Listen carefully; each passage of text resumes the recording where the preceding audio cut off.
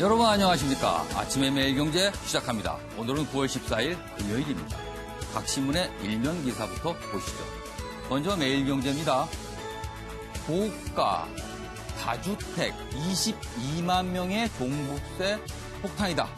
어제 9.13 부동산 종합대책 관련 기사를 싣고 있습니다. 종부세가 크게 뛴다. 이 내용을 강조하고 있네요. 다주택 최고 3.2% 증가. 분양권도 주택으로 간주한다. 그리고요. 규제 지역 집 한 채 더 살 때는요. 1주택자도 신규 대출이 사실상 공세가 된다. 이런 내용. 다음 신문 보시죠.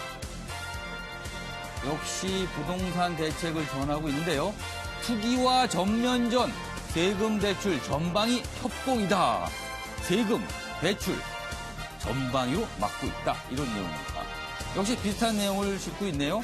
규제 지역 내 신규 주택, 주택 대출이 사실상 금지된다. 이런 내용 싣고 있습니다. 다음 기사 보시죠. 동아일보 역시 부동산 대책 기사를 큰 톱 기사로 싣고 있고요. 그 옆에 기사 보겠습니다. 국회 출석한 이낙연 총리, 청와대 경제라인 교체 요구, 대통령이 살피고 있다. 이런 내용. 지금 청와대 내부의 상황을 어제 국회에서 살짝 언급했습니다. 다음 기사 보시죠. 한겨레신문입니다. 쌍용차 해고자 내년 상반기까지 일괄 복직. 굉장히 오랜 기간 논란과 문제가 됐었던 거죠. 노사정 잠정 합의 오늘 발표합니다. 쌍용차 사장 대한문 분향소 찾아간다. 이런 내용 전하고 있습니다. 오늘 저와 함께 신문을 보실 네 분 소개해드리겠습니다. 먼저 윤경호 매일경제 논설위원 나오셨고요. 조대진 변호사, 김창룡 인제대 교수, 그리고 변한병 변호사 나오셨습니다. 안녕하세요. 안녕하십니까. 네. 오늘 여러 가지 기사가 있는데요. 우선 가장 큰 뉴스는 어제 발표한 9.13 부동산 대책입니다. 세금, 대출, 청약, 세무급으로 크게 내용을 정리할 수가 있는데요. 전체적인 내용을 제가 소개해 드릴 텐데, 한마디로 얘기하면 서울 등에서는 집 한 채만 보유하라. 두 채 이상 가질 생각하지 않는 게 좋다. 그리고 그것도 너무 비싸지 않는 한 채만 갖는 게 좋다. 이런 내용인 것 같습니다. 전체적으로 저희가 한번 정리해 보겠습니다. 총액 37억 아파트 가진 2주택자 종부세가요. 393만 원에서 1,353만 원으로 내년 공시 가격을 감안할 때 이렇게 오른다고 합니다. 여기도 보겠습니다. 2주택자 집값 18억, 1주택자 집값과 같아도 세금 증가폭은 훨씬 크답니다. 그러면은 구체적으로 보겠습니다. 예를 여기 있습니다. 똑같이 18억짜리 집을 갖고 있다는 가정을 합니다. 그러면 여기요. 1가구 1주택의 경우 집이 18억짜리라면 현재 종부세는 94만 원, 그리고 어제 부동산 대책을 적용을 하면요. 10만 원 오른 104만 원. 크게 부담되지 않을 것 같습니다. 1주택자의 경우는. 그러나 똑같은 18억 주택을 갖고 있더라도요. 조정 대상 지역, 그러니까 규제를 강하게 맞는 지역 또는 3주택이면서 이 집을 갖을 경우에는요. 세금이 달라집니다. 여기 보면요. 종부세는 현행 187만 원인데 415만 원으로 배 이상 오르게 됩니다. 똑같은 금액의 집을 갖고 있더라도 다주택일 경우에는 세금이 크게 든다는 거죠. 자, 여기도 보겠습니다. 역시 다주택자, 서울 등 규제 지역에선 주택담보대출 금지다. 무주택자도 실거주 조건 대출, 그리고요 임대사업자의 경우요 LTV 80%에서 40%로 절반 축소됩니다. 대출받기 아주 어려워진다는 얘기입니다. 여기 또 다른 내용이 있습니다. 이번에는요 청약 관련된 내용이거든요. 청약 당첨되면 주택 소유로 간주. 유주택자는요 중대형 추천길이 사실상 막히게 됩니다. 자, 지금까지는요 당첨, 전매 이걸 계속 반복을 해도요 무주택자가 됐습니다. 그래서 여러 가지 혜택을 줄 수 있었는데 이번에는요 청약에 당첨되면 집을 가진 것으로 간주한다 이렇게 됩니다. 자, 그렇다면 그동안 많이 얘기가 났던 공급 부분은 사실 어제 발표되지 않았습니다. 그럼 어떻게 되는 걸까요? 여기 내용이 좀 있네요. 대량 공급 내주 발표한다지만 약간 반쪽일 가능성이 있다. 일단 정부는요, 21일 추석 연휴 전날인 21일 내 공급 대책을 발표하기로 예고를 했는데요. 문제는 어디다 그럼 공급을 할 것이냐.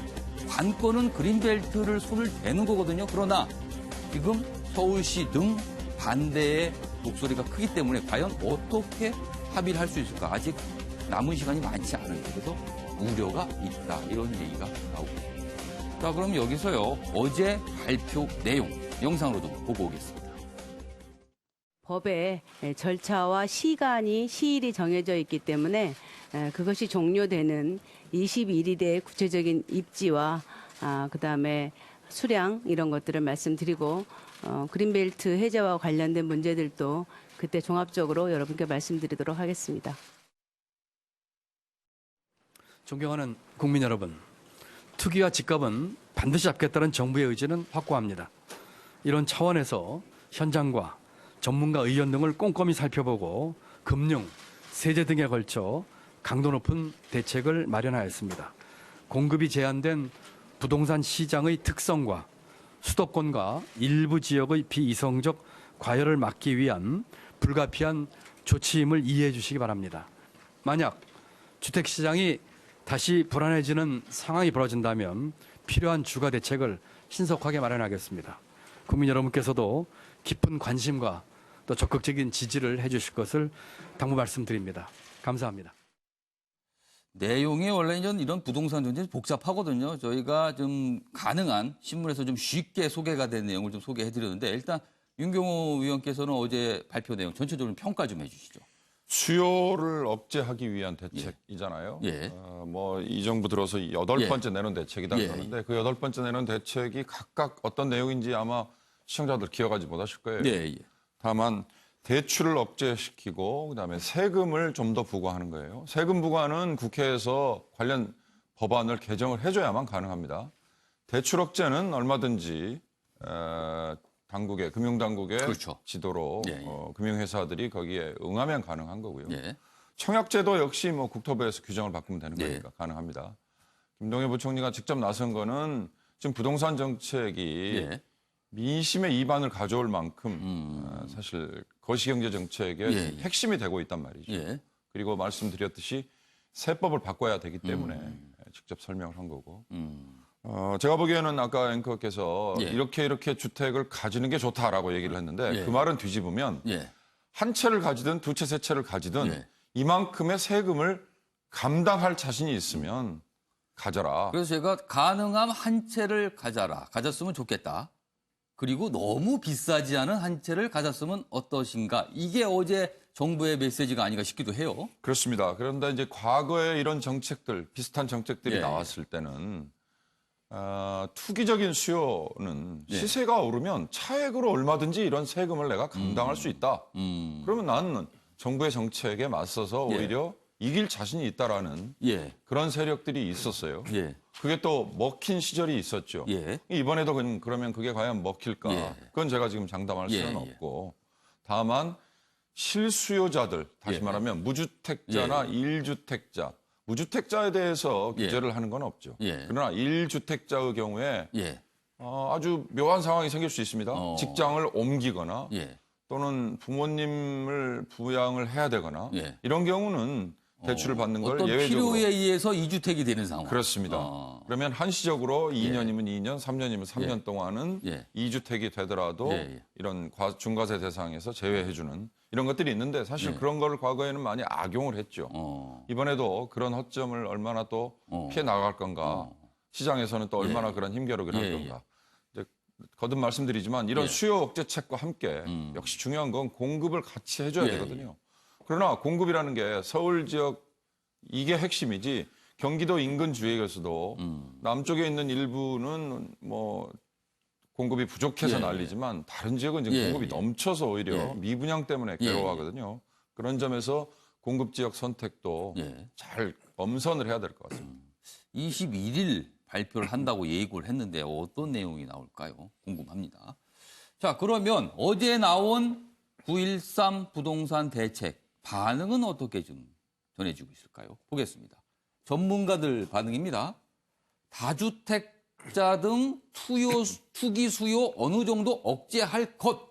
일단 효과가 어느 정도 있을 것이다라고 보는 시각이 있고요. 반면에 일회성 충격뿐 집값 안정 큰 효과 없을 것이다.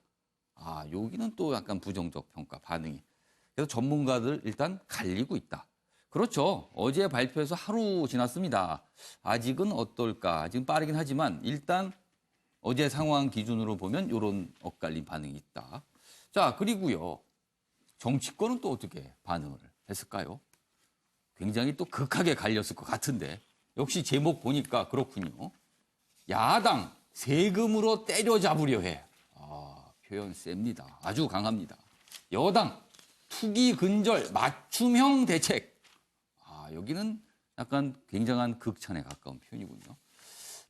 마침 또 어제가요. 국회 대정부질문 첫날이었습니다. 한국당 노무현 정부 실패의 되잡이. 반면에 이제 정동영 대표 같은 경우는 평화당 대표는 야당이긴 하지만 이번에 정부의 부동산 대책에 적극적으로 지지를 표하는 입장이거든요. 이런 말이 있어요. 분양 원가 공개, 상한제, 후분양제 등도 동시에 추진해야지 왜 이것만 하냐. 부족하다. 또 이렇게 얘기를 했답니다.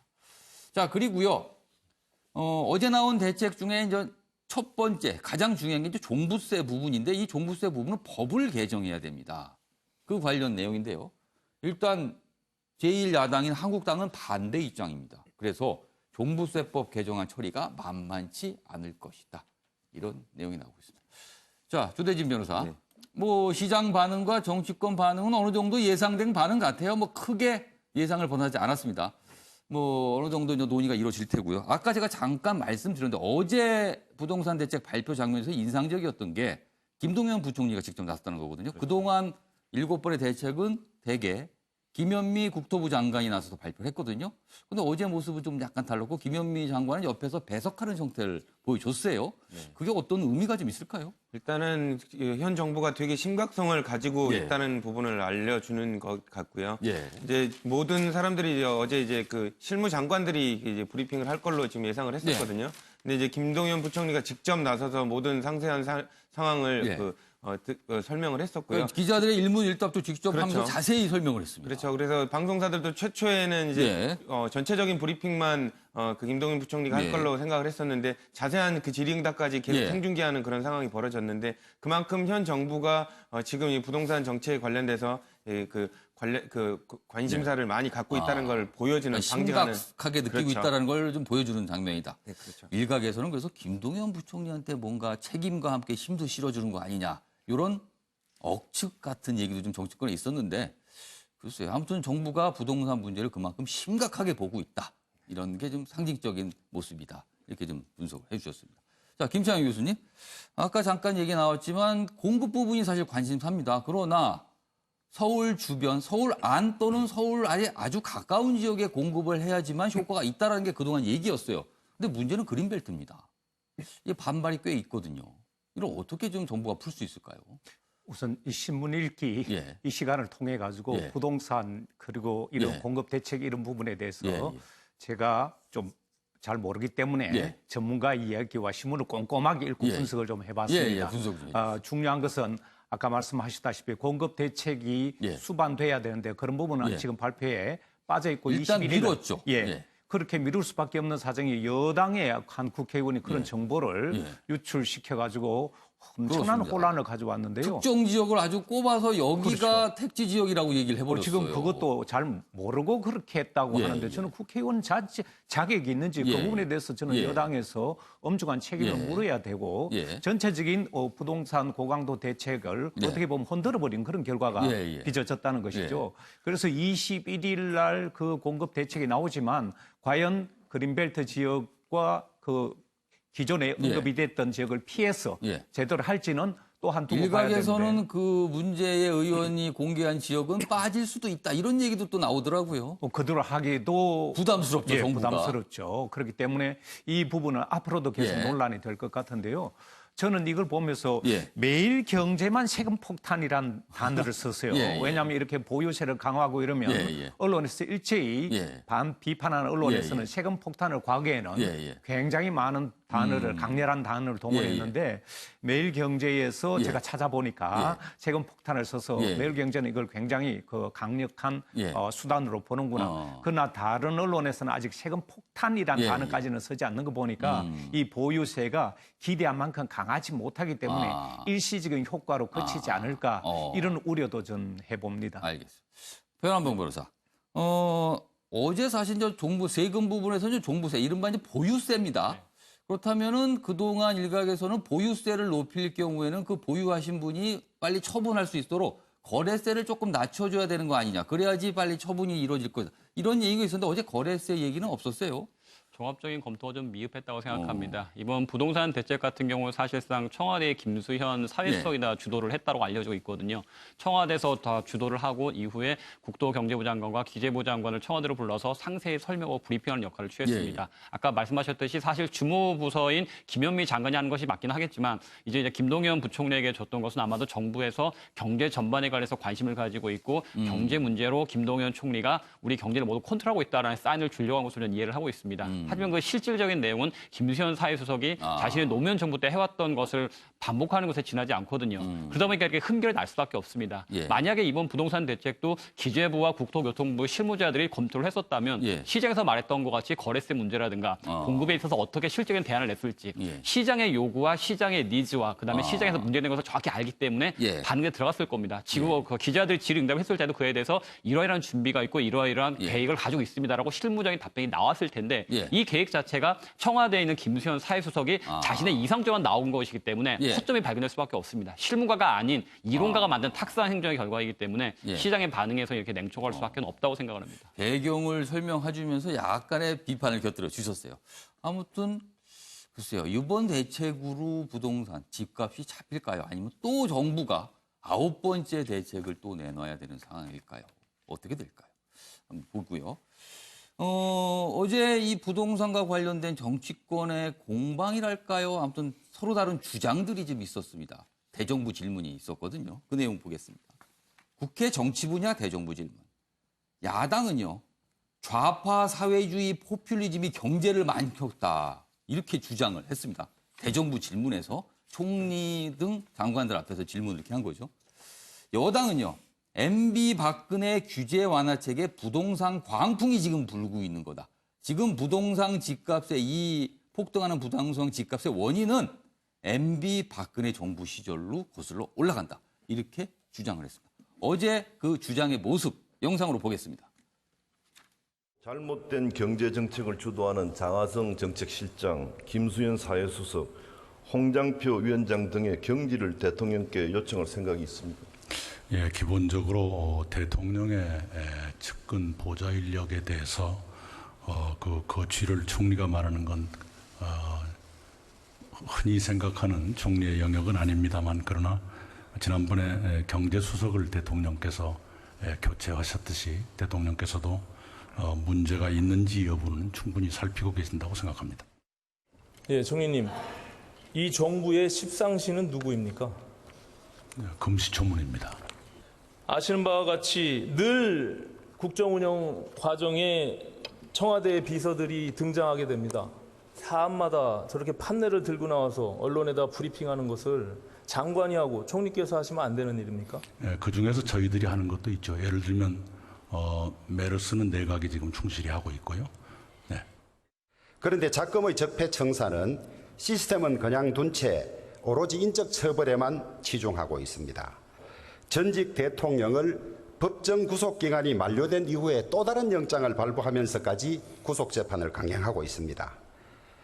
심지어 팔순에 가까운 전직 대통령을 자기 재산이 아니라고 함에도 불구하고 검찰이 억지로 이거 너 재산 맞지 않느냐고 하면서 구속 상태로 재판하고 있습니다. 전직 대통령 두 분께 닥친 일은 국가적으로나 두 분 본인께나 참으로 가슴 아프고 불행한 일이라고 생각합니다. 다만 구속 상태로 재판을 받는다 또는 어떻게 됐다는 건 사법부의 판단이기 때문에 제가 논평하는 것은 적절치 않아 보입니다. 그렇게 답변하실 줄 알았습니다. 예. 8월 금리 인하 이후에 지금까지 시중에 약 600조 원의 돈이 더 풀렸습니다. 시중 유동자금 이 문제는 바로 부동산 급등의 주범입니다, 지금. 또 가계부채의 부담의 증가 같은 것도 생길 수 있고 이 문제에 대해서 좀 더 심각한 생각을 할 때가 충분히 됐다는 데 동의합니다. 네, 윤경호 의원님. 지금 뭐 쭉 어제 대정부 질문 좀 여러 명 나왔는데 맨 처음과 맨 마지막 김무성 의원과 저도 그 박영선 대목만 의원 내용이죠. 집중해서 예. 말씀드리고 싶은데 부동산 대책은요. 전임 정부하고 비교를 해보면 예. 이명박 정부 때나 박근혜 정부 때는 오히려 규제를 완화하는 쪽이었어요. 예, 예. 다시 말하면 부동산 값을 끌어올리는. 그죠. 조금 부동산 경기가 좀 침체됐다는 침체돼 있다고 판단을 판단을 했죠. 했죠. 집을 좀 사라. 대표적으로 최경환 부총리가 나서서 예. 초이노믹스 운운하면서 예. 어저께 나온 대책 중에 LTV라는 거 있지 않습니까? 예. 그러니까 대출을 받을 때 예. 부동산 가치의 몇 %까지 인정을 예. 해주느냐. 이걸 오히려 더 높여주는 조치까지 취했어요. 그러면서 적극적으로 집을 사도록 예. 했던 시절이 있었습니다. 예, 예. 왜 그랬을까?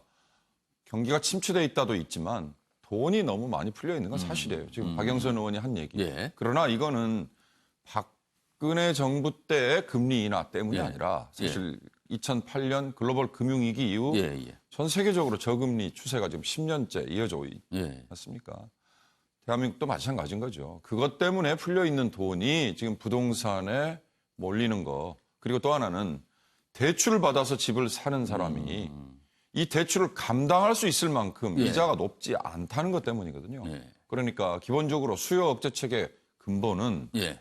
금리를 올리면 예. 모두가 다 영향을 받으니까 예, 예. 금리를 올리면 되는 건데 예. 금리를 올리면 어떤 문제가 생기느냐. 예. 부동산 수요는 억제할 수 있지만 예. 다른 용도 때문에 빚을 낸 가계부채 또 기업들이 어려움을 당하지 않습니까? 그렇죠. 어려워지는 거죠. 그 딜레마 때문에 예. 금융당국은 통화당국은 금리를 쉽게 올리지 못했죠. 그러나 전 모르겠습니다. 이낙연 총리가 예. 막판에 금리 인상 금리 할 때가 얘기를 좀 했죠. 됐다라고 얘기한 건 예. 절대로 적절하지는 않습니다. 그걸 내각의 수반인 총리가 그걸 얘기하는 건 절대로 예. 적절하지 않으나 예, 예. 다른 차원에서는 예. 부동산 대책의 근저에는 예. 금리 차원의 접근 예. 이게 심각하게 고려가 돼야 된다. 그 얘기만. 금리 문제 잠깐 얘기했는데 어제 이낙연 총리가 이제 질문을 받고 금리 얘기를 좀 했습니다. 그 이후에 시장이 조금 출렁출렁했고요. 그리고 금리는 금통위에서 결정하는데 금융통화위원회에서 결정하는 건데 왜 총리가 그 얘기를 하냐 또 이런 논란도 살짝 그렇습니다. 있었는데. 이낙연 총리가 얘기를 예. 하고 채권 시장에서 채권값이 예. 요동을 칠 정도로 예, 예. 당장 영향을 받았어요. 확실히 민감하게 반응을 그렇습니다. 하더군요. 그랬더니 김동연 부총리가 예. 그렇게 오히려 엄호를 했어요. 예. 다른 상황에서는 예. 오히려 부총리가 금리를 올리지 말아달라고 하는 애 예. 간접적으로 얘기하고 예.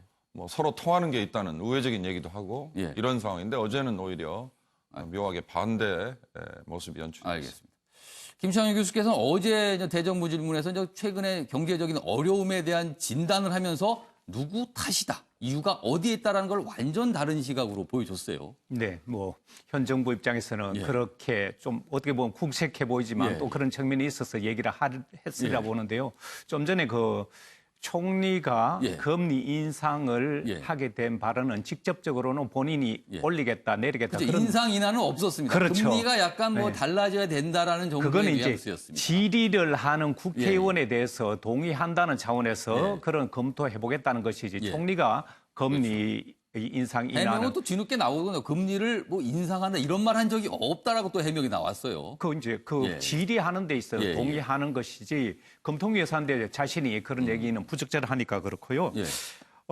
좀 전에 얘기가 나왔지만 사실은 그런 시중에 유동 자금 예, 그러니까 금리 인하로 인해서 넘쳐나는 이 유동 자금이 부동산으로 투입된다는 건 예. 과거에 지적돼 왔고 예. 그래서 지금 이것이 연결되다 보니까 이 부분에 있어서 국회의원이 이제 좀 금리를 올려야 되지 않는가 그런 부작용을 감수하고라도 그런 부분에 있어서 전반적인 답변이었기 때문에 여야 입장이 다른 것은 질의와 응답에서도 그대로 나타난 것이 아닌가 싶습니다. 알겠습니다.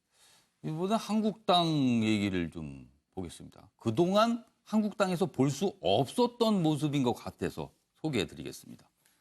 초재선발 정풍, 한국당의 인적 청산 신호탄인가 이런 기사입니다. 조선일보 기사인데요. 14명의 초재선 의원들이 선언문을 발표를 했는데요. 이런 내용입니다. 재창당 수준의 혁신을 해야 된다라고 촉구를 하면서 당협위원장직을 내려놓겠다. 선당 후사 정신으로 백의종군을 하겠다라고 어제 발표를 했습니다. 한국당의 초선 42명 중에 13명이 동참을 했습니다. 그러자 지도부는요, 고맙다. 내려놔줘서 고맙다. 그런데 또 일각에서는요, 이게 옛 친박계와 혹 새롭게 등장한 친홍계 간의 인적 정산 투쟁을 예고하는 거 아니냐. 뭔가 큰 판에 싸움이 또 벌어지는 거 아니냐. 이런 분석을 내놓고 있습니다. 조대진 변호사. 네. 어떻게 보십니까, 이거를?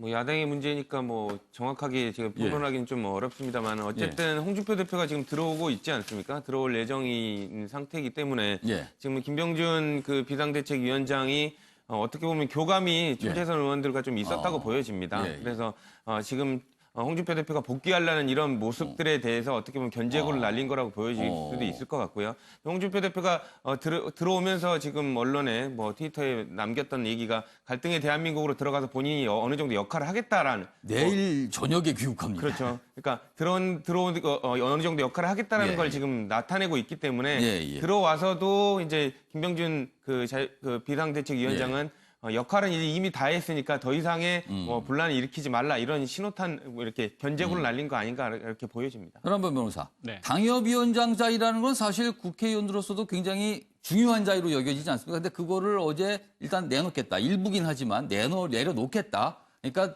본인의 당협위원장 거취를 비대위에 맡기겠다 이런 거예요.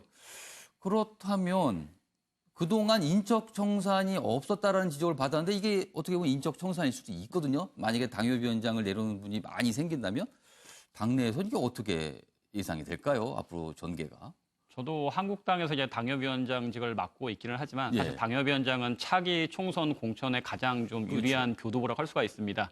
근데 이제 한국당이 사실상 아직 국민들께 완전한 신뢰를 회복하지 못한 상황이고 가장 말이 듣는 말이 이제 인물을 바꿔야 된다, 인적 쇄신을 해야 된다는 얘기가 상당히 이른바 많이 뭐 있습니다. 새피 젊은 피 할 때 꼭 나오는 게 이제 당협위원장 교체입니다.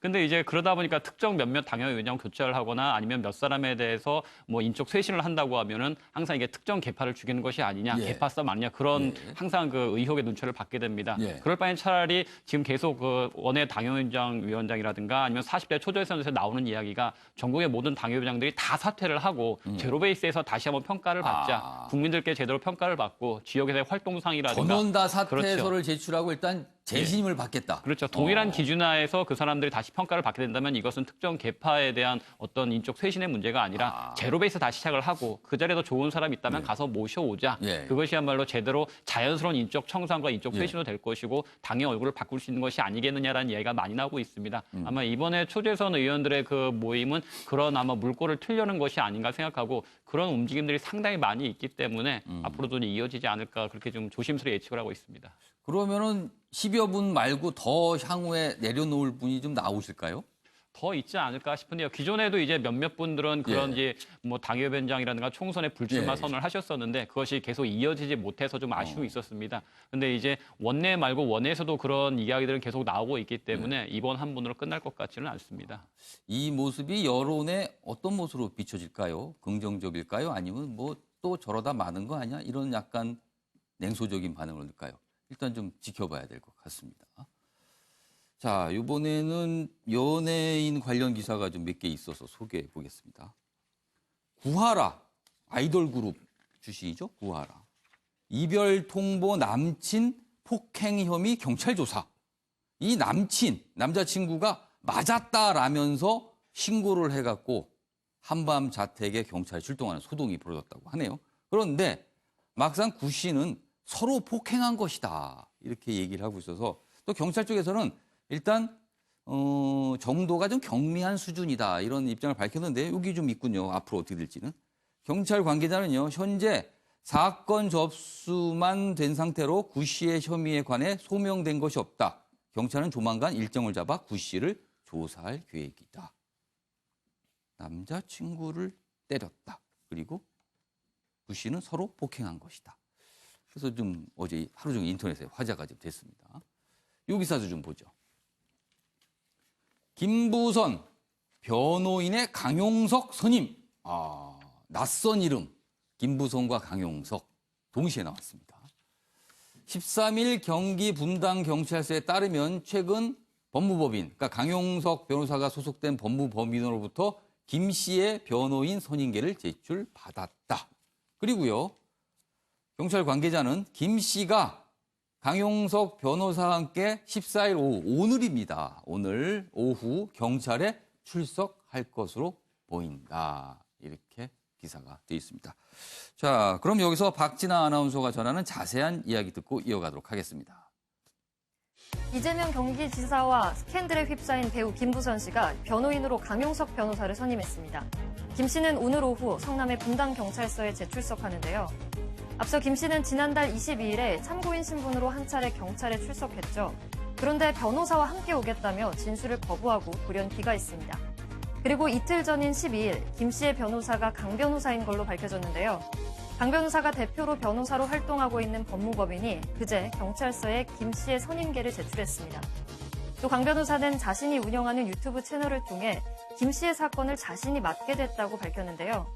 김부선 씨와 연락이 됐다. 경기도지사와 관련한 모든 사건을 제가 수임하기로 했고 계약도 다 마쳤다. 이렇게 전했습니다. 강 변호사는 지난달에 자신이 김부선 씨 사건을 맡겠다며 김 씨에게 먼저 SNS로 변호 의향을 전했는데요. 김 씨는 이를 거절했다가 지인의 추천으로 다시 생각해보고 강 변호사를 변호사로 선임했다며 어제 자신의 SNS에 선임 이유를 밝혔습니다. 오늘 오후 2시 김 씨는 강 변호사와 함께 경찰에 출석하는데요. 경찰 관계자는 여배우 스캔들과 관련한 여러 가지 사실관계를 확인할 계획이라고 전했습니다. 지금까지 박진아의 이슈톡이었습니다. 김부선 씨하고 연락도 됐고요. 경기도지사하고 관련하고 있는 모든 사건을 제가 전부 수임해서 진행하기로 했고 계약도 다 마쳤습니다. 그게 이제 무료냐 아니냐 그 문제는 의뢰인하고 이제 비밀 유지 의무 때문에 이제 여기서 말씀드릴 수는 없습니다. 네. 네, 김창규 교수님 어떻게 보십니까? 여기에 대해서 사실은 많은 사람들이 이미 왜 이런 사람들이 얘기가 언론에 이렇게 계속 자주 보도돼야 되는 우리가 얼마나 가치가 있는가. 일부 언론에서 조사를 해봤더니 한 4천, 5천여 건이 김부선 씨와 관련된 너무나 과다한 언론의 기사 보도로 양이 그렇게 많습니까? 이 정도로 할 만한 그런 뉴스적 가치가 있는가에 대해서 오히려 거부 반응이 있기 때문에 이런 보도 자체가 저는 미디어 소비자들을 오히려 괴롭히는 것이 아니냐. 변호사 누가 선임됐든 그 사안이 뭐든 얼마나 공적 가치가 있느냐에 따라서 이런 부분을 좀 무시하고 넘어가야 되지 않는가 싶습니다. 저희가 뭐 살짝 다뤘습니다. 그럼 저희도 이 정도만 하고 넘어가도록 하겠습니다. 자, 이번에 신문에 실린 사진 몇 장 보도록 하겠습니다. 자, 여기 보면은요, 여객기 모습이네요. 13일 오후 인천공항 대한항공 정비 경락고에서 메르스 예방을 위해서 지금 방역 작업을 벌이고 있는 내부의 모습입니다. 메르스 확진자 더 이상 없기를. 현재까지는 아직 더 추가되는 인원 없습니다. 다음 사진 보시죠. 동물보호단체 닭 학대했다 미술관 기습 시위. 이 사진이 어떤 모습인가 하면요. 지난 8일입니다. 서울의 한 갤러리에서 있었던 일인데요. 여기 보시면 바닥에 흰 가루가 뿌려져 있고요.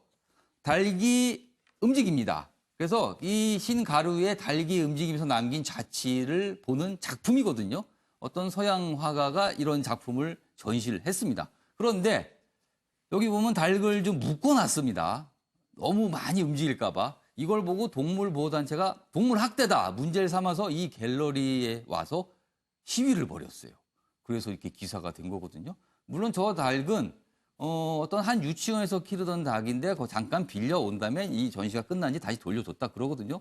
그래서 이제 화가 죽으선 아니 너무 움직여서 잠깐 묶어놓은 건데 그리고 이 작품을 하기 전에는 풀어놓고 잘 보호되고 먹이도 잘 주고 관리 잘했다. 이때 이 현장의 모습이 있을 때만 잠시 묶어둔 것이다. 이렇게 설명을 했지만 저런 동물을 등장시킨 작품 자체에 대해서 아마 동물보호단체는 좀 문제를 삼는 것 같아요. 그리고 동물 학대다 이런 얘기가 있는데 글쎄 이것도 어떻게 좀 받아들여야 될까요? 윤경호 위원께서 이거 어떻게 보십니까? 이 문제. 다른 사안도 비슷할 것 같은데요. 작가나 예. 이런 행위를 한 사람의 의도가 예.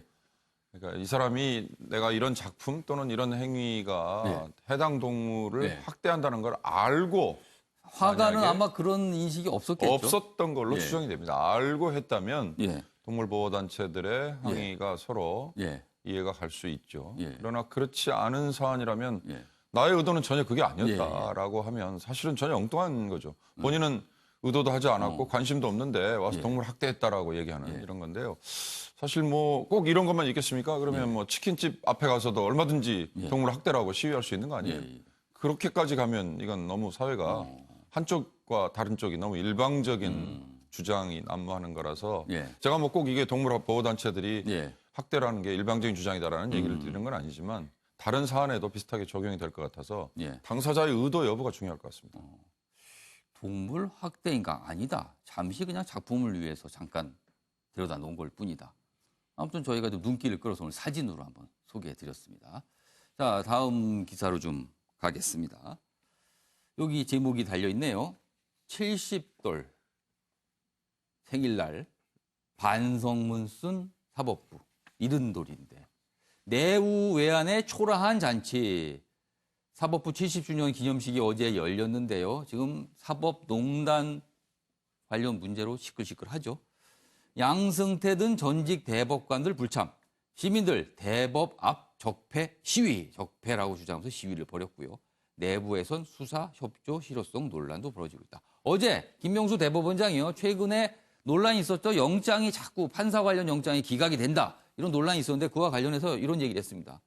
대법원장으로서 일선 법관의 재판에는 관여할 수 없으나 현 시점에서 사법행정 영역에서 더욱 적극적으로 수사 협조할 것이다 라고 얘기를 했습니다. 일단 어제 관련 영상이 준비됐습니다. 보고 이어가도록 하죠. 지난 정부 시절의 사법농단과 재판거래 의혹이 사법부에 대한 국민의 신뢰를 뿌리채 흔들고 있습니다. 의혹은 반드시 규명되어야 하며 만약 잘못이 있었다면 사법부 스스로 바로잡아야 합니다. 현안에 대한 철저한 진상규명과 관련자들에 대한 엄정한 문책이 필요하다는 것이 저희 확고한 생각입니다. 네, 조대진 변호사. 네. 사법부가 사실 위기입니다. 그렇죠. 예.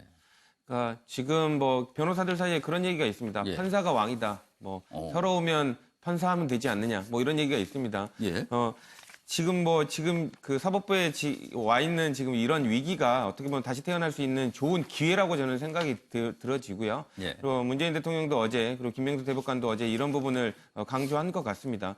이때까지는 뭐 사법부가 내가 왕이다라는 생각으로 재판을 해왔던 것 같고 그런 관점에서 어떻게 보면 국민들을 좀 내려다보는 그런 시각이 좀 있었던 것 같은데 이제라도 이제 뭐 본인들도 이제 국민을 위한 국민에게서 받은 권한을 통해서 지금 이런 재판을 하고 있다는 걸 좀 명심했으면 좋겠습니다. 네, 알겠습니다. 국민을 위한 재판. 그렇죠. 재판은 국민을 위해서 하는 거죠. 그런데 이제 그거에 대한 약간의 의문을 사고 있다. 그게 이제 사법부 위기의 이유가 아닌가 싶습니다. 자, 다른 기사 좀 보겠습니다. 형제복지원 사건. 30년 만에 대법서 다시 심리할 듯. 형제복지원 사건. 일단 보겠습니다. 여기 사진 보시죠. 여기 보면요. 무슨 수용소 같은 느낌이 있고요. 많은 사람들이 이렇게 서 있습니다. 여기 보면 내용을 보면요.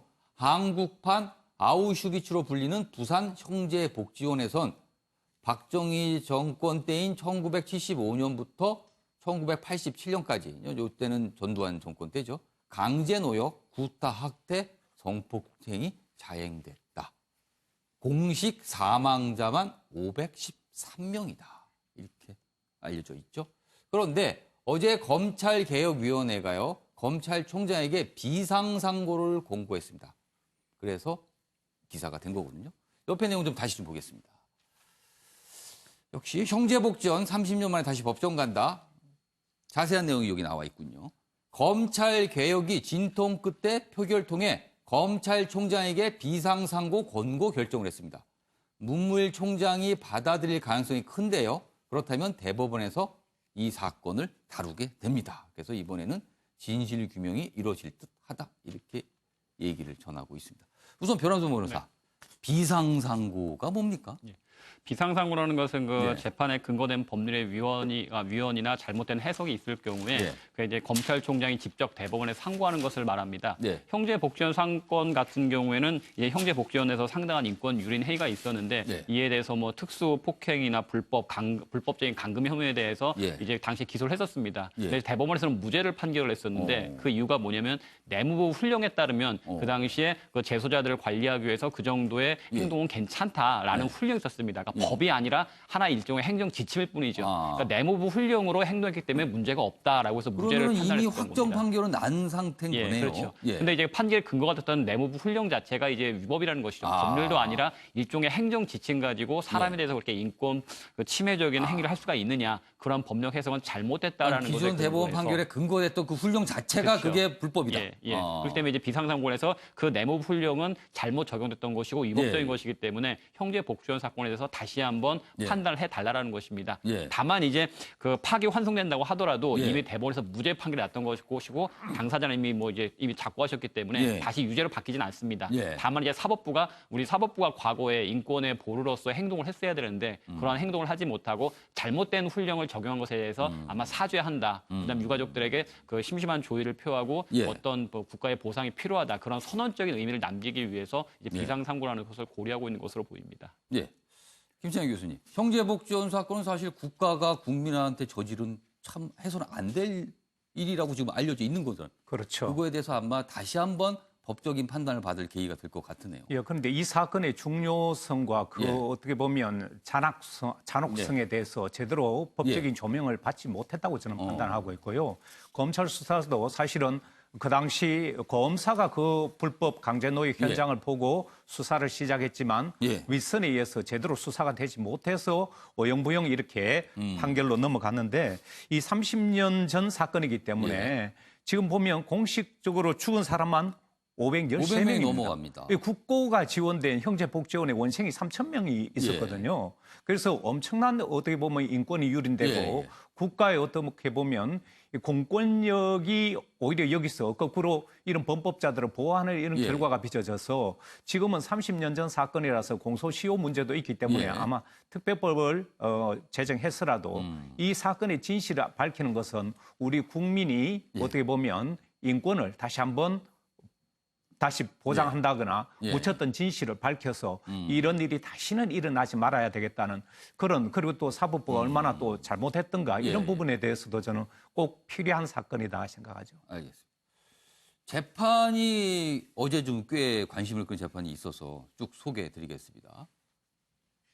회고록서 5.18 폭동 등 왜곡, 전두환 7천만 원 배상 판결이 났습니다. 법원 허위사실 삭제하지 않으면 출판, 인쇄, 발행, 배포 등 못해. 일반적 전두환 회고록 관련 내용인데요. 여기 있습니다. 전두환 전 대통령의 5.18 단체와 유가족들이, 그러니까 전두환 대통령이 이 5.18 단체 유가족 등들에게 7천만 원을 배상하라고 어제 광주지법에서 판결이 난 건데요.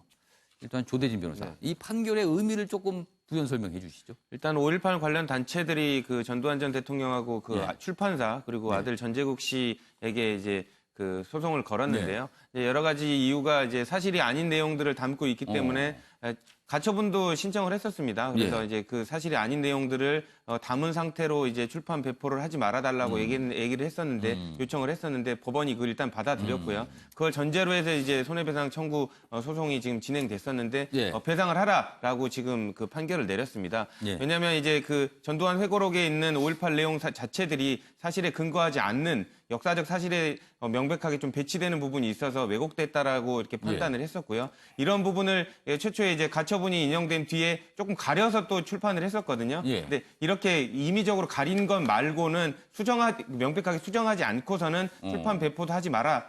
이런 식으로 이제 판결을 내린 겁니다. 사실 이 재판은 전두환 전 대통령이 출석하지 않아서 그리고 어떤 병을 이유로 출석하지 않아서 또 굉장히 관심을 끌던 재판 아닙니까? 일단 이거는 민사 재판이고요. 예. 민사 재판이고 이제 또 다른 예. 이제 형사 재판이 있습니다. 명예훼손죄로 진행되고 예, 예. 있는 형사 재판에 있어서는 예. 이제 피고인이 출석 의무가 있는데 예. 거기서 이제 성명서, 예. 그러니까 입장문만 예. 발표를 하고 안 나갔었죠. 예, 그렇죠. 근데 이 민사 재판 같은 경우는 굳이 안 나가도 됩니다. 대리인만 나가도 출석하지 않으면 예, 그 문제가 안 되는 거군요. 예, 그렇죠. 근데 지금 이슈가 되고 있는 피고인 불출석에 관련된 부분은 형사 재판입니다. 그럼 두 재판이 지금 같이 진행 중인데 관계가 어떻게 되는 겁니까? 어쨌든 민사의 위법하고 형사 위법이 예. 명백하게 일치하지는 않습니다. 예, 어쨌든 그렇긴 하지만 민사에 있어서 어쨌든 위법에 관련된 부분을 사법부로 하여금 판단을 받았다는 부분에 있어서 예. 형사적인 부분에 있어서도 분명히 영향을 미칠 것으로 보입니다. 이번 판결이 어느 정도 영향을 줄 수 있는 상황이다. 다른 판결 좀 보겠습니다. 대법 인천 초등생 살해 단독 범행 확정. 공모주장 박 씨는 방조 혐의로 결론을 내렸다. 어제 대법원 3부는요. 살인 및 사체 유기 등 혐의로 각각 징역 20년과 징역 13년을 선고받은 김모 양과 박모 씨의 상고를 기각하고 원심을 확정했다. 인천 초등생 살해에서 굉장히 끔찍한 사건으로 기억하고 있는데요. 일단 대법원까지 최종 났군요. 변한봉 변호사. 네. 글쎄요. 이 정도의 형량은 어떻게 적정한 거라고 여론이 받아들일까요? 어떻게 보십니까? 국민들 같은 경우에는 정말 천인공노할 만행이다. 예. 도저히 수인할 수 없다라고 하시겠지만 예. 대법원 양형 기준표에는 그렇게 뭐 적다고 보이지는 않습니다. 예. 적정한 형이라고 보여집니다. 물론 이제 상당히 이거 좀 죄질이 좋지는 않습니다만, 예. 근데 이제 다만 이제 이 사건에서 이제 좀 쟁점이 되고 있는 것은 1심에서는 박모 양과 김모 양이 서로 공모를 했었다라고 판단했었지만 2심과 3심 대법원에서는 예. 박모 양은 공모한 것까지는 않고 다만 살인 행위를 알면서도 방조했던 예. 것만 같다 해서 형량에 차등을 뒀던 것 같습니다. 예. 근데 조금 아쉬운 점은 지나치게 이제 이 김양과 그 박양의 공모 관계를 성인들을 기준으로 판단한 것이 아닌가 싶은 생각이 듭니다. 만약 김양과 박양이 20대, 30대의 성인이었고 한다라면은 사전에 치밀한 공모 여부에 대해서 좀 더 심리하는 게 맞았을 것이고 예. 그 부분에 있어서는 2심과 대법원의 판결이 설득력을 가질 수가 있을 것 같습니다. 근데 김양과 박양은 당시에 미성년자들이었기 때문에 어른들과 같이 이렇게 치밀한 사전 모의나 공모를 기대할 수는 없을 거거든요. 오히려 박모양 같은 경우는 김모양에게 이런 정도의 지시를 하고 이런 연락을 하는 것만으로도 그들 사이는 충분히 공모가 있었다고 보는 것이 그들 사이 연령을 고려할 때는 것이 맞는 것이 아닌가 그런 아쉬움이 좀 있는 판결입니다. 이 판결이 아마 이 변호사분들과 법조계에서는 꽤 좀 관심 있게 갖고 있으면서 나중에 두루두루 참고할 만한 판결이 아닌가 싶기도 하네요. 내용들 보면요. 어떻게 보세요, 조대진 변호사? 어쨌든 저도 1심하고 2심의 판결이 이제 뒤집힌 부분에 있어서 예. 초점을 좀 맞췄는데요. 아까 예. 변원봉 변호사님께서 말씀 주셨지만 2심에서 왜 박양이 이렇게 어떻게 보면 살인 교사 공모의 그 혐의를 좀 벗었는지에 대해서 좀 의문이 있습니다. 예. 뭐 여러 가지로 변호사들이 많이 노력은 했겠지만 그 박양 같은 경우에 있어서는 좀 조직적으로 이렇게 지시를 했다는 이런 부분들이 많이 있거든요. 그러니까 그런 부분들을 좀 배제하고 너무 만연히 생각해서 성인 기준을 봤을 때 너무 만연히 조금 이렇게 판단한 거 아닌가라는 좀 아쉬움이 좀 있는 대목입니다. 알겠습니다. 이번에는 판결은 아니고요. 조금 좀 생각을 좀 해봐야 될 문제 같습니다. 음주 강력범 봐주기 양형 없애라 들끓는 여론이다. 이렇게 돼 있습니다. 거가대교 난동 흉기 은행 강도 최근 취중 강력범죄가 잇따르고 있는데요. 주치 감경 형법 조문 그러니까는 음주 상태이면 좀 봐준다 이거거든요. 이 조문을 악용해서 심신미약, 정신방약 등을 주장한답니다. 강력 범죄자 10명 중 6명이 이런 이유로 발뺌을 하고 있다. 검찰 법원에선 입증이 쉽지 않다. 그래서 음주 범죄 가중처벌, 오히려 가중처벌을 해야 된다. 이런 청원이 빗발치고 있다. 이런 기사입니다. 유용호 위원님. 지금은 봐주는 거예요. 근데 이제 국민 청원에 올라오는 거는 오히려 더 엄하게 해야 된다. 이렇게 얘기를 합니다. 그렇습니다. 우리 사회 사실 음주에 대해서 좀 너그럽게 대해주는 경향이 있죠. 더군다나 음주로 인해서 생긴 범죄에 대해서도 같은 잣대를 댄다. 근데 저는 뭐 여기 두 분의 변호사님들이 계시지만 변호사들의 역할이 상당히 중요할 거다라는 얘기를 감해드립니다. 두 분 중요하시답니다. 역할을 앞으로 하셔야 됩니다. 뭔가. 그러니까 뭐 이건 뭐 변호사 윤리와도 관련된 겁니다만 본인이 맡은 수임현 의뢰자가 죄를 저지른 거를 알고 죄를 저지른 거를 확신을 하면서도 무죄를 변호를 하는 이런 것들이 영화 속에서 많이 다뤄지지 않습니까? 좀 엉뚱한 방향일지도 모르겠습니다만 힐러리 클린턴이 대선에 한참 캠페인을 벌일 때 예. 최초로 자기가 맡았던 의뢰자가 예. 미성년 성폭행범이었는데요. 그 성폭행범이 뻔히 한 짓을 알았지만 본인은 무죄를 주장을 해서 그걸 결국 무죄를 따냈다. 그 얘기를 굉장히 자랑을 한 그 얘기가 폭로가 됐거든요. 무죄를 받아냈다. 그렇습니다. 그러니까 이제 사실 음주로 인해서 생긴 여러 범죄를 얼마나 벌을 더 가중해서 줄 것이냐 아니면 있는 그대로 줄 것이냐 이걸 따지는 것보다는 이 사람은 음주보다는 방금 앵커가 얘기했듯이 심신미약이나 또는 다른 오히려 벌을 줘야 될 게 아니라 병원에 데려가서 지금 치료를 해야 되는 상황이다. 이런 식의 논리를 펴서 대부분 좀 그러니까 정상이 아니니까 이 정상 상태면 이런 일 절대 안 한다. 이렇게 가겠죠, 논리가. 그래서 벌을 좀 덜 받게 하는 그런 경향들이 있죠. 분노 조절 장애 때문에 사실은 좀 벌을 줘야 된다라고 감옥에 보내야 된다라고 얘기했던 사람들을 이 사람은 감옥이 아니라 병원에 가서 치료를 해야 된다라고 논리를 펴죠. 그러나 그런 것들이 모르겠습니다. 변호사들의 주장이 법원에서 받아들여지는 경우 그 법리적으로 제가 뭐라고 말씀을 드릴 수는 없지만 그런 점에서 제가 변호사들의 역할이 중요하다. 변호사께서 오늘 두 분 나오셨는데요. 일단 변호방 변호사의 윤경호 위원님의 지적 어떻게 보세요? 근데 이제 사실 저도 이제 12년 차 변호사이긴 하지만 그 본인이 범죄를 범했으면서도 안 했다라고 속이는데 그것이 완전 범죄인 경우는 사실 한 건도 못 봤습니다. 제가 수백 건의 형사사건을 해봤었지만 보다 보면은 이 사람이 나에게 거짓말했구나라는 느낌이 오게 됩니다. 그러면 저는 설득을 합니다. 제가 보기에도 허점이 많이 있었고 판사님은 충분히 아실 것이다. 그렇게 되지도 않은 무죄 주장을 오히려 더 괘씸죄가 적용해서 중벌을 받으시니까 나부터도 설득을 하실 수 없다면 판사님은 절대 설득 못 하신다. 여기서 자백을 하시는 게 양형에서 유리할 그럼 것이다. 일단 죄를 인정하고 거기서 최선을 찾자. 그렇죠. 이렇게 그래서 가신다는 양형에 거죠? 최선을 하고 피해자 합의해서 선처를 구하시는 것이 살 길이라고 말하면 대부분은 다 뒤늦게 자백을 하시더라고 사실은 했습니다. 라고 얘기를 조대진 하시더라고요. 변호사는 어떠세요? 나름대로 이제 변호사들의 변명을 하자면 그런 게 있습니다. 뭐 사법부가 이렇게 모든 사건들을 정말로 진지하게 드릴 거라고 생각을 하지만 그렇게 아닌 경우도 많거든요. 그래서 변호사들이 나름대로의 여러 가지 논리를 해고 이렇게 변론을 하면 뭐 그냥 일반적으로 판단해버리는 경우들이 훨씬 더 많습니다. 그건 당신의 생각이고라고 이렇게 판단해버리는 경우들이 많기 때문에 변호사들도 어떻게 보면 원칙적인 방법으로밖에 변론할 수 없다는 거 나름대로 변명을 드리죠. 현실적인 좀 어려움이 있다는 말씀이시네요. 김창규 교수님. 저는 여기 나온 두 분의 변호사는 지금 윤리를 잘 지키고 있으리라고 저는 봅니다만. 그러신 분만 이 자리에 보시죠. 그런 것 같지만 사실은 부도덕한 변호사들이 굉장히 많고요. 왜냐하면 의뢰인의 요구에 따라서 그렇게 유리한 것을 끌어내서 의뢰인의 승리를 가져와야 이 또 성공 보수라는 게 또 있지 않습니까? 그렇기 때문에 저는 변호사 모두가 그렇다는 건 아니지만 의뢰인의 요구나 그 사람들의 처지를 무시할 수 없어서 때로는 이게 뻔히 거짓말인 줄 알면서도 어떻게 보면 음주 문제라든가 이런 그 심신미약 이런 조항을 악용해서 결과적으로 보시면 나중에 이런 사례들이 굉장히 많습니다. 현직 검사가 바바리맨으로 등장했다가 그 변호사가 뭐라고 그랬습니까? 이 사람은 깜빵 가야 되는 것이 아니라 병원에 가서 치료를 받아야 된다. 이런 논리를 동원하는데 모두에게 이게 적용되느냐는 것이죠. 그렇지 않다는 거죠.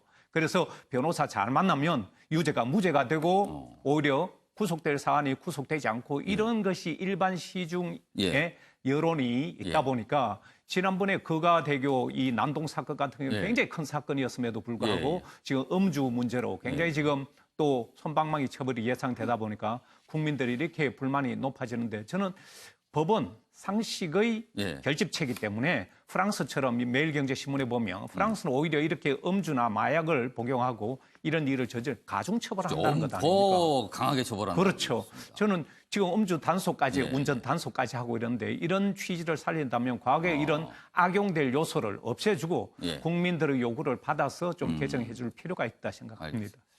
윤경호 위원의 말씀처럼 오늘 나오신 두 분의 변호사 앞으로 많은 역할을 하셔야 될 듯 합니다. 알겠습니다. 이번에 국제기사 좀 보겠습니다. 먼저 요 그림 좀 봐주시죠. 요 그림 좀 크게 좀 카메라 잡아주십시오. 이 그림이요. 유명한 여자 테니스 선수 서리나 윌리엄스를 묘사한 만평입니다. 뭔가 화가 나서 이렇게 막 험상궂은 표현으로 지금 어떤 표현을 하는 그 모습인데 이 만평이 미국과 호주 언론 간의 치열하게 다툼으로 벌어졌다. 이 테니스 스타의 이 만평 때문에 그렇답니까? 무슨 사연인가 하면요. 지금 US 오픈 테니스 대회가 열리고 있는데요. 이 서리나 선수가 심판 판정에 불만을 갖고 거세게 항의를 합니다. 그리고 약간의 모욕적인 언사까지 쓰면서 항의를 했는데 이 모습을 호주 신문이 만평을 통해서 비판을 했습니다. 그러자 이 만평을 보고 미국 언론이요. 인종차별이다. 여성차별이다. 흑인이니까 이렇게 그린 거 아니냐. 여성이니까 이렇게 비하한 거 아니냐. 이러면서 두 나라 언론의 대결로 벌어지고 있다. 이건 김창년 교수께서 설명 좀 해주셔야 될 것 같아요. 아까 지금 앵커께서 말씀하신 US 오픈은 끝났고요. 지금 진행 중이 아닙니다. 결승전이라는 끝났습니다. 어떻게 보면 정말 두 선수에게는 최고의 마지막 승부였는데 그때 심판이 이 한 게임을 몰수하거나 이런 식으로 해서 승부에 결정적인 영향을 미치고 저도 그 현장을 목격을 했는데요.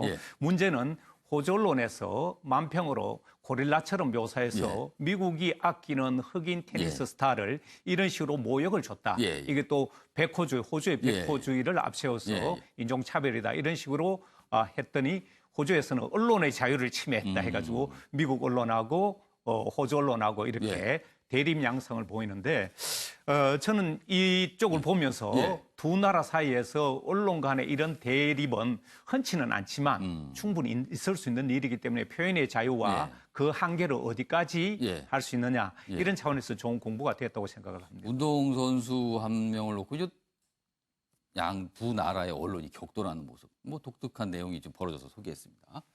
자, 또 하나의 기사를 보겠습니다. 한 발 뺀 시진핑, 한반도 비핵화 협상 당사국은 남북미다. 그동안 중국의 입장은 남북미중 아니었나요? 그런데 동방경제포럼에 참석한 시진핑 주석이 세 나라, 남북미만 지칭을 해서 글쎄요, 이게 어떤 최근에 미국과 북한 사이 비핵화 협상에 대한 어떤 배려인가 이런 얘기가 나오기 때문에 윤경호 의원님 이걸 어떻게 좀 이해할까요? 트럼프가 먼저 중국을 향해서 공격을 했죠. 북한이 지난번 마이크 폼페이오 장관에게 장관의 방북을 취소토록 만든 김영철의 적대적인 편지 그리고 시간을 질질 끄는 이행 조치에 시간을 질질 끄는 행태 이런 것들이 중국의 지원과 중국의 후원과 비호 때문이다. 이런 식의 이제 공격을 했습니다. 그 이후로 사실 중국이 미국을 약간 의식을 하는 것 같긴 해요. 그러나 지금 비핵화 협상은 명백하게 미국과 북한 간에 이루어지고 있는 게 사실입니다. 또 남북한 간에도 당연히 비핵화 협상은 주체가 될 수 있습니다. 종전선언은 그러나 중국이 본인들이 빠지는 거에 대해서는 굉장히 받아들일 수 없다는 입장이거든요. 지금 동방경제포럼에 시진핑이 직접 갔지만 이번에 시진핑은 블라디보스톡에서 열리고 있는 동방경제포럼에 그렇게 주된 역할로 부각되지는 않아요. 일부러 그렇게 언급을 많이 하지는 않은 것 같습니다. 그러나 비핵화 협상에 관해서는 본인들은 일선에 있지는 않겠다는 입장을 좀 보인 것 같아요. 중국은 일관되게 한반도 비핵화는 우리도 원하는 거다라고 얘기를 합니다. 그러니까 다만 구체적으로 북한이 어떠한 이행 조치를 취해야 되는지에 대해서는 아직 중국이 입장을 내놓지는 않고 있기 때문에 이번에 내놓은 얘기는 사실 그동안에 했던 거의 연장이다 이렇게 보고요. 다만 종전선언에 관해서는 3자 간의 종전선언을 중국이 수용할 것이냐. 아마 그거에서 굉장히 강경하게 사자가 돼야 된다라고 얘기를 하지 않을까 싶습니다. 조금 더 좀 지켜봐야 되는 내용인 것 같으네요. 알겠습니다. 이번 순서는 신문 대 신문입니다. 주제는 같아도 내용은 다른 두 개의 기사를 비교합니다. 보시죠.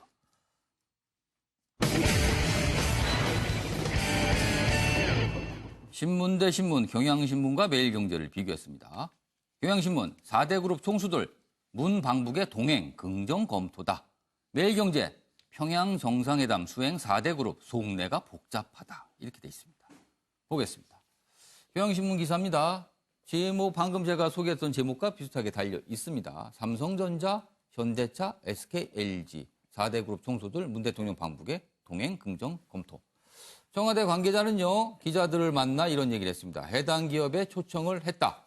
해당 기업에 어떤 분이 갈지는 기업에서 결정할 것이다. 아직 미정이다. 그리고 초청을 받은 4대 그룹은 방북을 긍정적으로 검토 중인 것으로 전해졌다. 이렇게 소개를 하고 있습니다.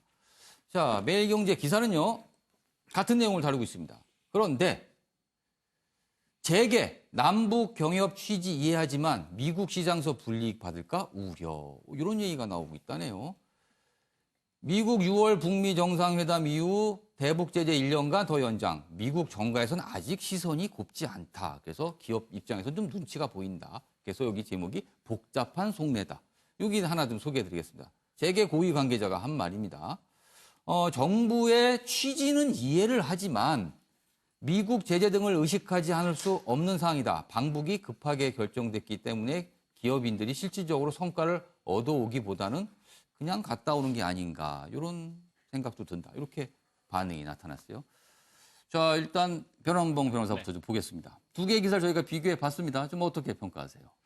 근데 이제 사실 기업인들이 가는 거에 있어서는 좀 우리가 좀 냉정하게 봐야 될 것이 기업인들이 가서 과연 북한과 어떠한 대북 경제혁명을 실질적으로 이야기할 수 있느냐를 좀 들여다봐야 될 것 같습니다. 현재는 아직 대북 경제 제재가 그대로 지속되고 있는 상황이고 여러 가지 여건이 전혀 조성되지 않은 상황에서 상징적으로 4대 그룹 회장들이 모두 가서 경제협력을 논의한다. 실질적으로 얻을 수 있는 것은 없다고 보여지고 있습니다. 그러니까 이번에 이제 청와대가 방북을 이야기하면서 뭐 국회의장단과 여야당 원내대표들, 대표들 모두 같이 가서 뭔가 좀 큰 그림을 만들려고 하고 있는 것 같은데 결국엔 이것이 보여지기 차원이 아니냐. 기업인들과 정치인을 가서 실질적인 성과를 얻을 수 없는 상황에서 과연 왜 가야 하느냐.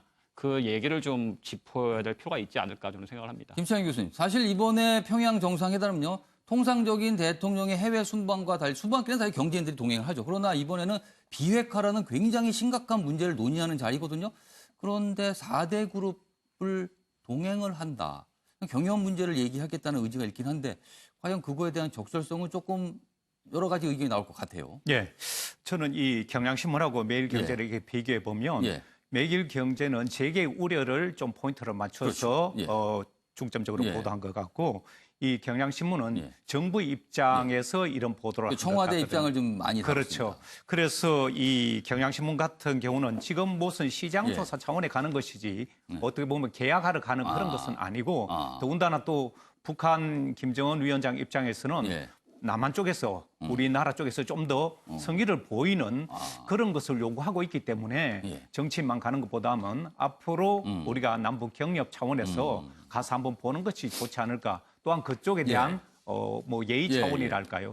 그런 정도로 보면 되지. 실질적으로 무슨 계약하러 가는 것이나 실질적인 무슨 이익이 너무 있어서 심각하게 가면, 생각하지 말아달라. 그렇죠. 뭐 그러면 취지인가요? 오히려 남북 경협이라든가 이 경제 제재에 위반될 소지가 있기 때문에 그런 정도까지는 아니라서 조금 이 정부 입장에서 경향신문은 다른 것 같습니다. 알겠습니다. 조대진 변호사는 어떻게 보세요? 재계 우려는 충분히 이해가 됩니다. 왜냐하면 지금 대북 제재 국면에서 굳이 뭐 이런 미국의 눈치를 안 볼 수 없는 상황이기 때문에 그런 분위기는 이해됩니다만은 뭐 이렇게 정부의 그 요청 때문에 일부러 끌려간다는 듯한 인식은 이렇게 하는 거는 좋지 않을 것 같습니다. 왜냐하면 지금 뭐 대북에 관련된 여러 가지 사업들도 있을 수 있는 부분이고 여러 가지 참여를 함으로써 또 기회가 될 수도 있는 부분이기 때문에 이런 부분은 민족적 과제를 같이 해결한다는 차원에서 동참한다는 이미지를 갖는 게 좋을 것 같고요. 이게 뭐 그 정부가 요청에 의해서 끌려간다 이런 식의 좀 판단을 하지 않았으면 좋겠습니다. 윤경호 의원님, 두 기사가 이제 명분과 속내를 각각 다룬 것 같아요. 어떻게 보셨어요? 그렇습니다. 기업들에게는 경제 협력에는 선점이라는 효과가 있거든요. 선점? 예, 그렇습니다. 북한이 지금 경제협력의 길이 열리고 대북 제재가 풀리고 나면 기업들은 서로 먼저 가고 싶어 하는 게 시장이 열리면 먼저 가려고 그다음에 하겠죠. 어떤 분야를 자기가 먼저 공략을 할 거냐 다 계산이 있을 거란 말이죠. 그러니까 지금 기업은 굳이 정부가 가라고 등을 떠밀지 않아도 여건이 마련이 되면 갑니다. 여건을 오히려 만들기 위해서라도 갑니다. 그러나 이번에 문제가 되는 건 총수들을 굳이 데려가려고 하는 요청을 할 필요가 있었느냐. 이런 점도 사실은 좀 비판의 여지가 있죠. 다른 잣대로는 이재용 지금 삼성 부회장은 지금 대법원 판결을 앞두고 있는 상황인데 엄격히만 재판 중입니다. 예, 재판 중인데 뭐 다른 자리에서 뭐 가면 그건 굉장히 비판의 눈길로 얘기를 하고 북한에 갈 때는 꼭 이재용 부회장이 와야 된다 이렇게 얘기하는 거는 맞지 않는 잣대죠. 굳이 4대 그룹 총수가 아니라도 4대 그룹이 북한 사업에 관심이 있다면 정부가 가자 얘기를 안 해도요. 아마 허가만 해주면 이미 가지 않았을까. 그게 기업의 속성이니까. 그런 점에서 이 선점의 도움이 되는 거라면 차라리 가겠다고 손드는 기업들을 데리고 가는 게 오히려 더 긍정적이죠. 그러나 이번 평양회담은 그런 실질적인 것보다는 어찌 보면 아까 다른 패널께서 얘기하셨지만 보여주기 위한 그런 방북단으로 구성이 되기 때문에 그래서 아마 총수들을 같이 가자고 요청을 한 게 아닌가 싶습니다. 똑같은 사안인데 좀 약간 시각을 달리한 두 개의 기사를 좀 비교해 봤습니다. 기사 좀 더 보죠. 한국반 산티아고 서울 순례길 교황청 승인이다. 역사적 건물 순교자 족적 성지남은 서울에 이런 길이 있습니다. 지도 보시면 순례길이 뭐 여러 개 나와 있는데요. 교황청이 공식 순례지로 선포를 해서 산티아고 순례길은 스페인에 있는 굉장히 유명한 길이죠. 그거와 같은 동격에 올랐다. 이런 기사를 전하고 있습니다. 옆에 기사 볼까요? 비 오면 붕괴 위험 알고도 조치 없었다. 상도 유치원 얘기군요. 상도 유치원 사고 전날 무슨 일이? 원장 요청으로 긴급회의 열었지만 설계 감리사 비만 안 오면 괜찮다. 이틀 뒤 비 예보에도 대책 안 세워서 원장은 업체만 믿고 휴업을 안 했다고 합니다. 결국은 그런 모습이 벌어졌습니다. 자, 전국이 대체로 흐린 가운데 남부지방에 비가 오겠습니다. 특히 경남 해안엔 100mm 이상 비가 올 것으로 보입니다. 경기, 서울은 밤부터 비가 내리겠습니다. 우산 꼭 챙기세요. 낮 최고 기온은 28도까지 오르겠습니다. 아침엔 매일경제 신문 보기는 여기까지입니다. 시청해주신 여러분 고맙습니다.